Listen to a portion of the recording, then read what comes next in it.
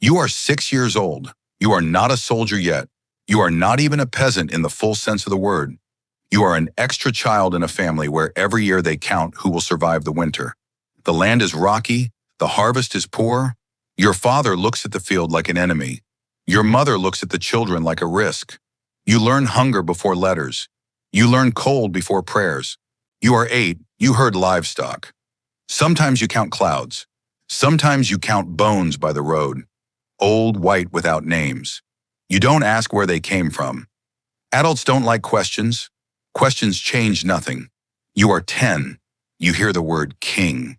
You don't know who that is. You only know that the king has men, and those men have weapons.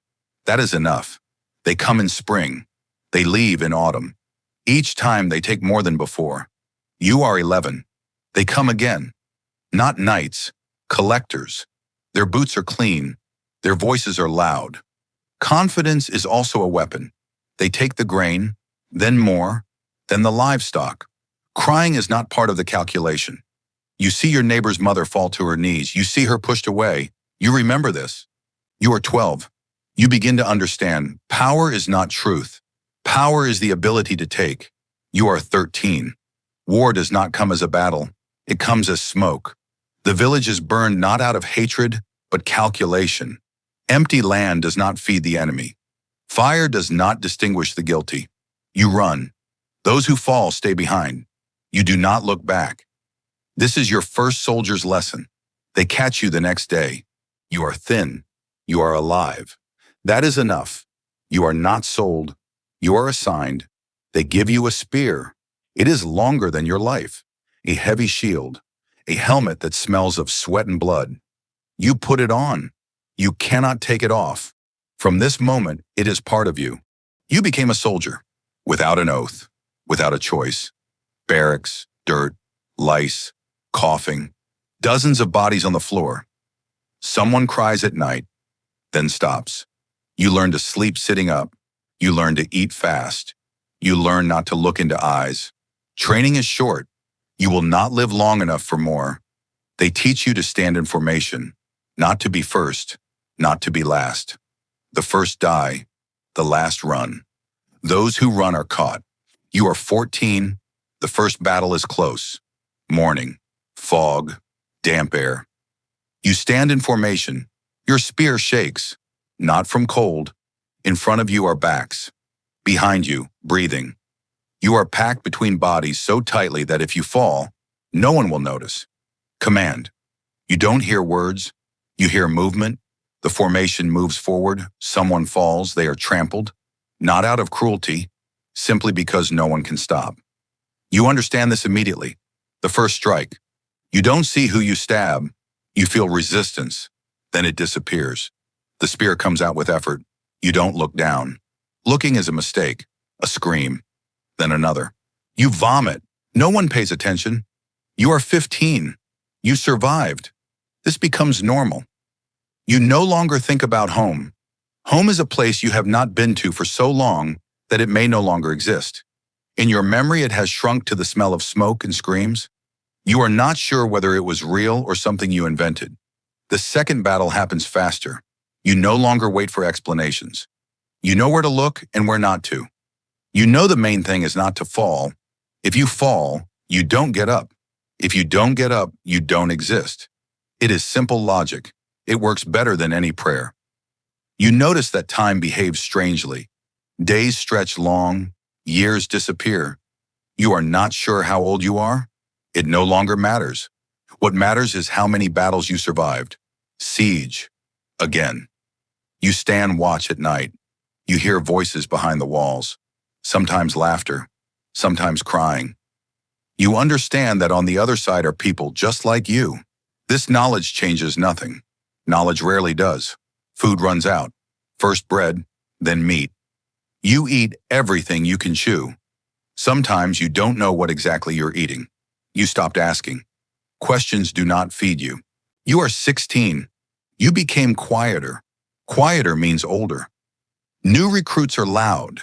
They talk about feats, about glory, about rewards. You listen and stay silent. You know most of them will not survive the next winter. You don't tell them. That is not your job. The plague returns. It always returns. People cough. People fall. People stop getting up. Bodies are carried out of the camp every morning. Graves are dug faster than they are counted. Prayers become shorter. Sometimes there are none. You stop remembering faces. A face makes a person makes pain. They give you a sword. It is dull. Sharp ones are for those who will be remembered. They teach you to strike not beautifully, not to the head, to the shoulder, to the leg.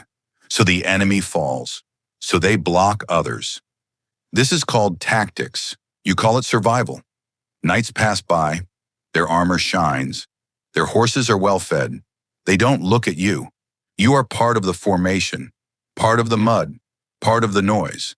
If a knight falls, you will be the one to finish him. It is a fair exchange. He will enter the chronicles. You will not. You are 17. You no longer count the dead. The count breaks too quickly. You count days without battle. There are few. You begin to understand that war is not an event. It is a condition. It does not begin and it does not end. It simply exists, like rain, like mud under your feet, like you. You wake up a soldier. You fall asleep a soldier.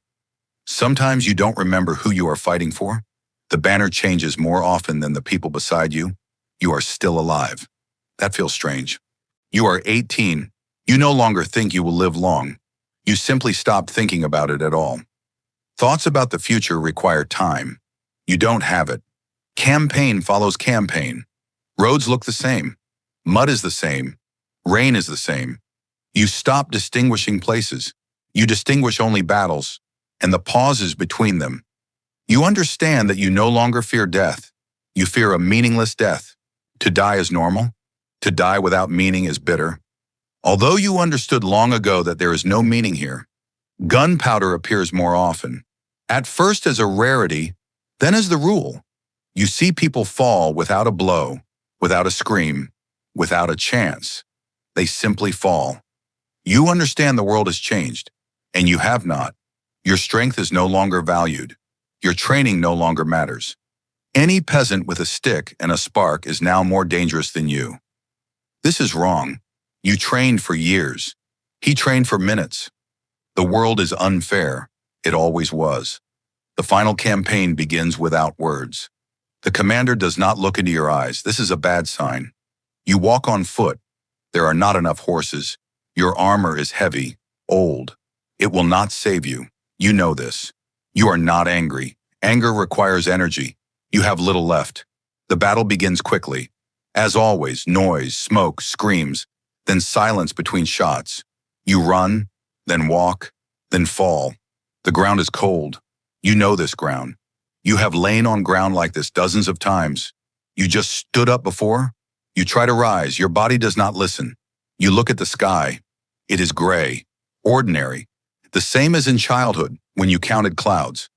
You suddenly realize you haven't thought about childhood in a long time. That feels strange. You don't know who killed you, and it doesn't matter. No one will remember your name. No one will write chronicles about you. No one will sing songs. You were not a hero. You were not a villain. You were a soldier. You lived a short, hard life so that others could tell long stories about kings, about victories, about fate. The history of medieval wars is not the history of kings. It is the history of people like you. Those who stood in formation, those who were pushed forward, those who fell first and last, meet under iron.